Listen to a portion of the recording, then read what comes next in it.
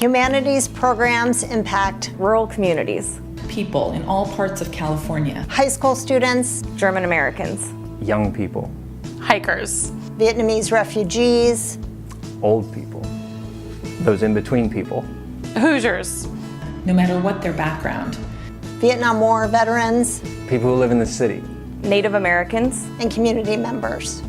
everyone.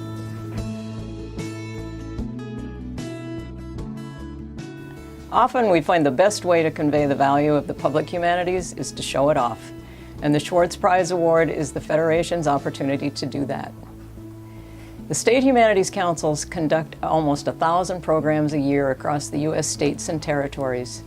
These programs inspire and challenge us. They stimulate conversation, understanding, and civic engagement. But most important, they provide avenues for us to explore what it means to be human, with opportunities to learn, grow, come together, and support each other. This year is the 35th anniversary of the Schwartz Prize, and we are honored to have Deborah Schwartz, one of the daughters of the prize founders Martin and Helen Schwartz, present the 2017 award in honor of their parents. Thank you to all of you who nominated programs this year, and congratulations. We can't wait to see who wins. We are nominated on the basis of our heritage programs, which is a fairly new initiative that the Missouri Humanities Council started about 2 years ago. It contains 5 programs underneath that. They are Native American heritage programs, African American heritage, German heritage, rural heritage, and Civil War heritage. You have to understand what your community wants, what your state wants, what needs aren't being met, and what stories need to be told. I feel like I'm a little bit biased because I have a history degree, so heritage means a lot to me. Heritage is something that helps define who you are, where you've been, and to be able to give them the resources to learn more about their families, to learn more about their communities, how they got to where they are. I think that's something that our heritage programs are really striving to achieve. Part of working this in strategically to what the organization was already doing was really not only having our own programs through these heritage initiatives and opening them up to a catalog of resources for other organizational partners to demonstrate those things that they wanted public programming on, or perhaps public scholarship resources made available. Not only opening all of that, but also opening up our grant system to these things. That is something, an easy way that Humanities Council can have a huge impact beyond its footprint in the state, is really to put money out into local communities and help them tell their own stories. I mean, nobody knows their story, their heritage, their history better than they do. So with Next Indiana Campfires, we've been taking Hoosiers out on hikes, bike rides, paddling trips through some of Indiana's most significant natural areas. So the Indiana Dunes, restored prairies, forested hills of southern Indiana. And while we've been on the trail together, we've been reading and talking about significant works of environmental writing, some of it by Hoosiers, some of it by Pulitzer Prize winners. And as we're going along the trail, we're reading this literature, we're joined by a naturalist who helps us make connections with what we're seeing out in nature, and then we gather around a campfire for a beer, shared conversation, and shared meal, where we really try to connect these conversations about place and Indiana with larger questions about our state's future and where stewardship and conservation play a role. What we've discovered is that we get a great mix of Hoosiers. We get kind of the usual suspects for crunchy granola hiking programs.